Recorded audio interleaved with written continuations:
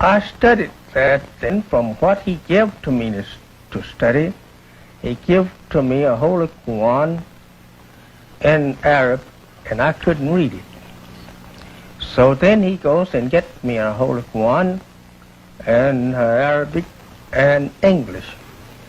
And so I taken this book and I studied it from what he lined me up with. He gave me a copy of Texas and Places and other books. He gave to me the names of 104 books that is in the Congressional Library in Washington. And I studied them for 7 years. They're up and down the East Coast.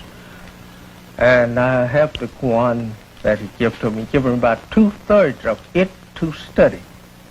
The other third, he said, didn't amount to anything because that would be probably in some other man's time and not our time, and we shouldn't be worried about what the other fellow will have to do. Let him worry over that.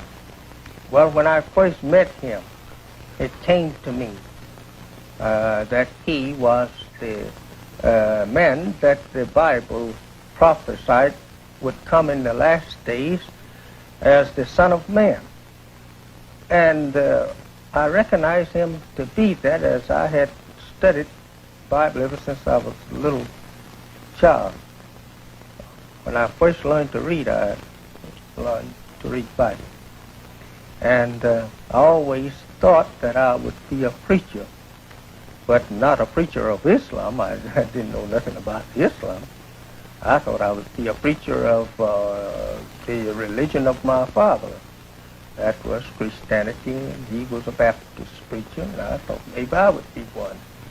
But I always told them if I ever preach, I would make enemies. I said because my father and the other preachers would not like me if I preach. I said because I see so many things that they are saying and preaching is wrong.